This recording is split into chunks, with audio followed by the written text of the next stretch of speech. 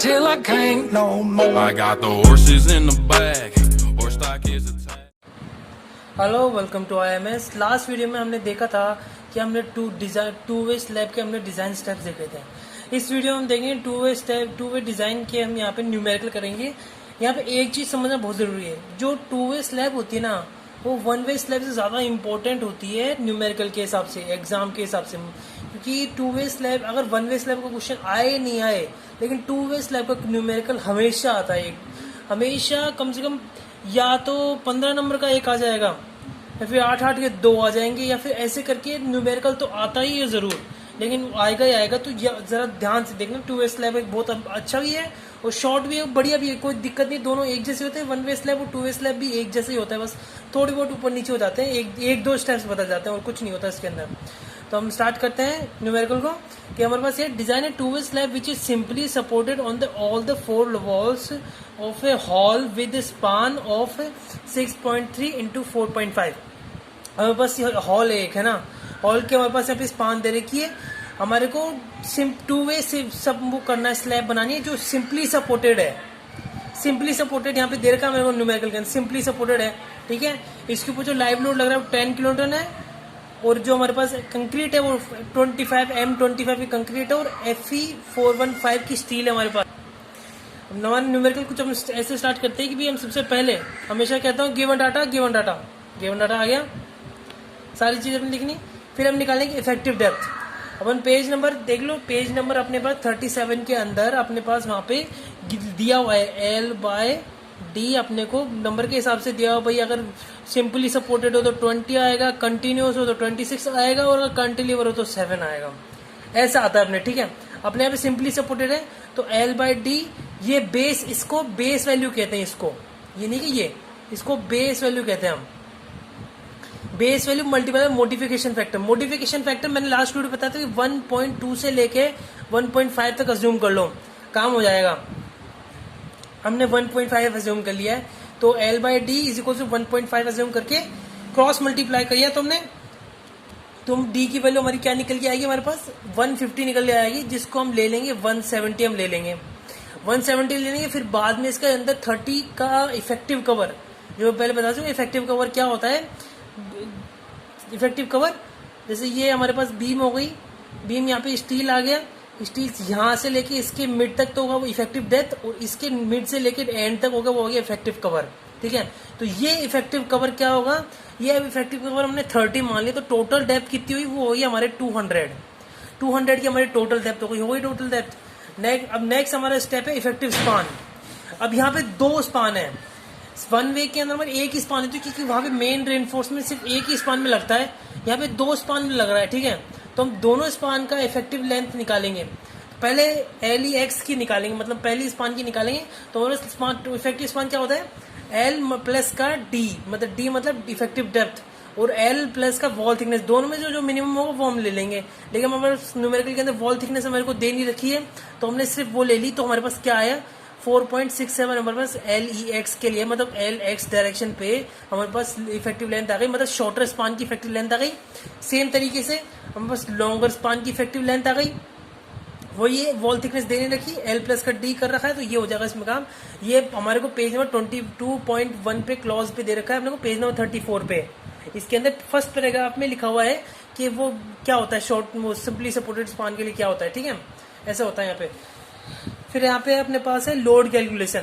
अब load calculation वैसी होगी जैसे वन वे स्लैब के होते हैं, सिंपल एकदम तरीका है। सबसे पहले हम मीटर के यूनिट के लिए लेंगे, मतलब 100 mm के लिए 1000 mm के लेंगे, मतलब 1 मीटर के लिए हम विड्थ कैलकुलेट कर लेंगे इसलिए, ठीक है। स्लैब की विड्थ हम 1 मीटर ले लेंगे, और ब्रेड्थ और डेप्थ ले लेंगे हम। तो ब्रेड्थ हमारे पास ब्रेड्थ हमने ले ली 1, डेप्थ हमारे पास क्या है 170, लास्ट ये देखो 170 पास डेप्थ आ गई, तो इंटू मल्टीप्लाई बाय 25, ये वॉल्यूम मल्टीप्लाई बाय आपने 25 कर दिया यूनिट वेट, तो अपना वहाँ पे न्यूटन हो जाता है, किलो न्यूटन। ये अपना किलो न्यूटन डेड वो उसका वॉल्यूम का वेट आ गया, ठीक है। स्लैब का डेड लोड आ गया, ठीक है।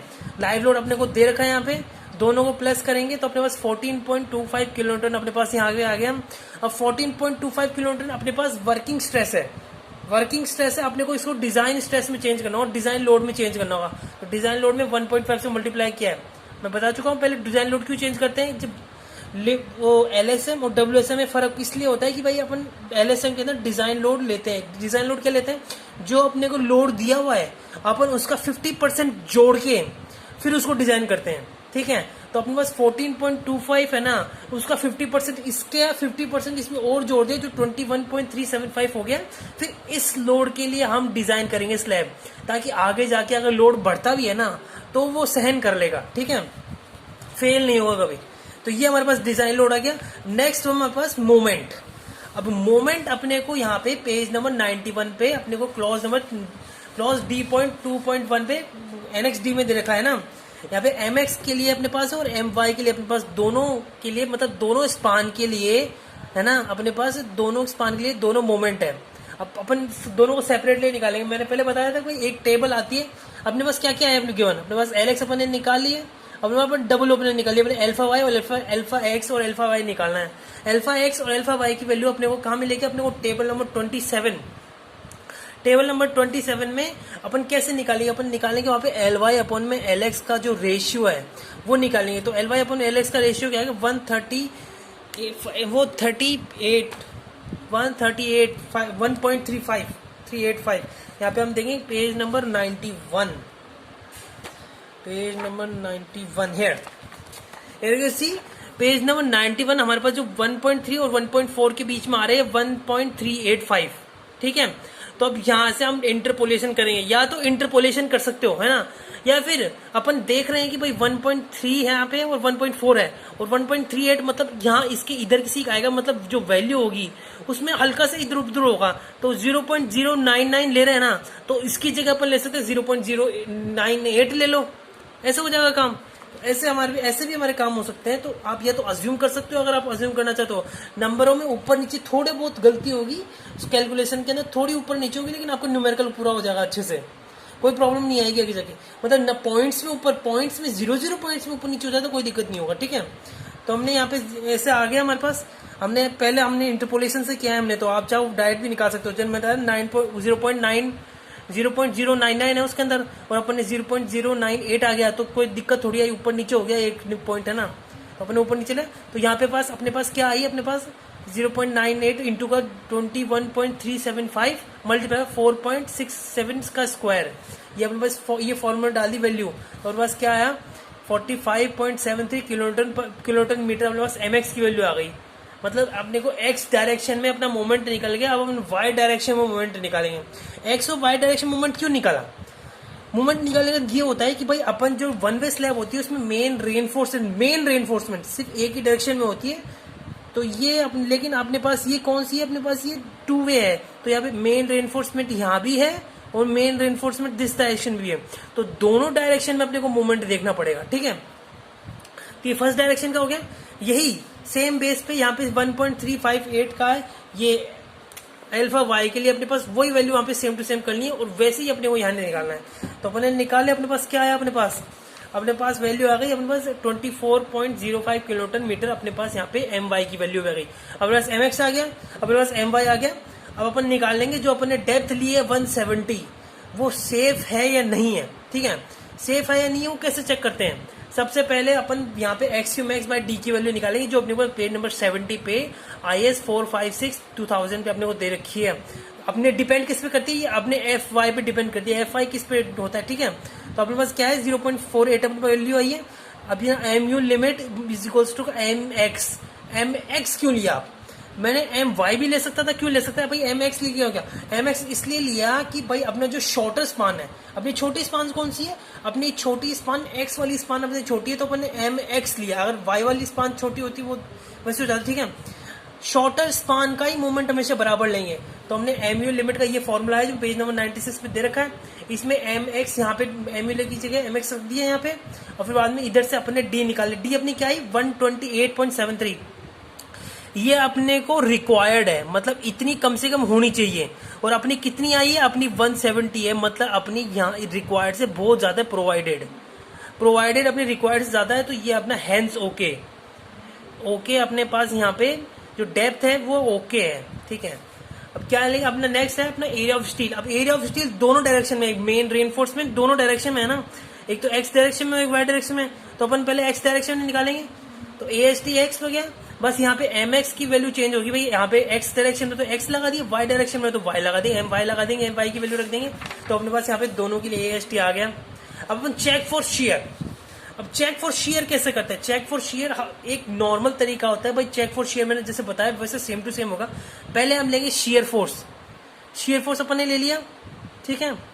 अब शेयर फोर्स में कैसे निकलता है? WL/8, WL/2, L क्या अपन ने लिया? शॉर्टर स्पान का L लिया, और अपन ने शेयर फोर्स क्या लिया? वो भी शॉर्टर स्पान का शेयर फोर्स लिया। मतलब जो टोटल अपना डिजाइन लोड है ना, वो अपना W है, और अपना जो स्पान आएगी वो शॉर्टर स्पान अपनी आएगी, डिवाइड बाय 2 कर दिया तो 49.91 किलो न्यूटन अपना शेयर फोर्स आ गया। अब अपन शेयर फोर्स का अपने नॉमिनल शेयर फोर्स निकाला, तो अपने नॉमिनल निकाला 0.29 अपने पास आ गया। पेज नंबर 40, वो क्लॉज 40.1 पे है, पेज नंबर 72 पे, ठीक है।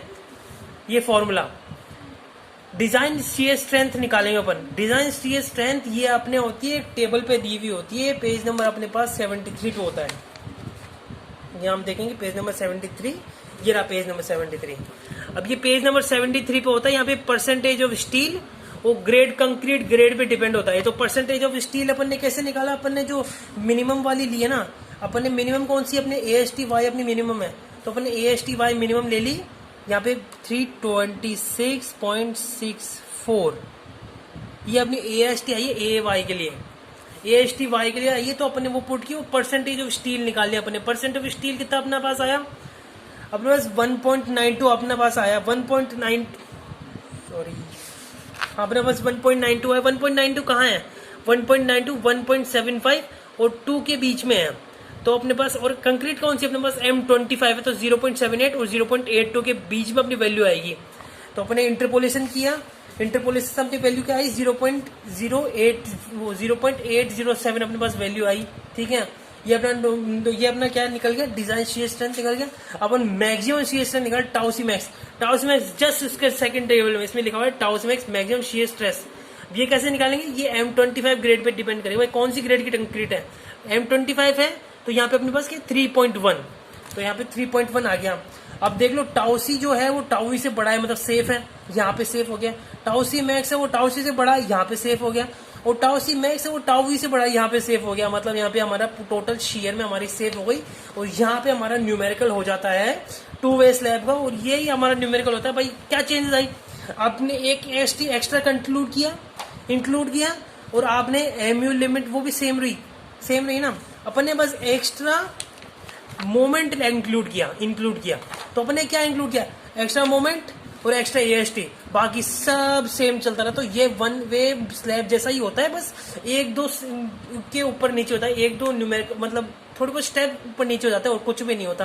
और ये हमारा यहाँ पे 2 वे स्लैब यहाँ पे आज हमारा खत्म हो चुका चेक के साथ, ठीक है। और ऐसे ही आपको न्यूमेरिकल एग्जाम में भी आते रहेंगे, ठीक है। Thank you very much. Next video में हम देखेंगे next topic. Thank you very much.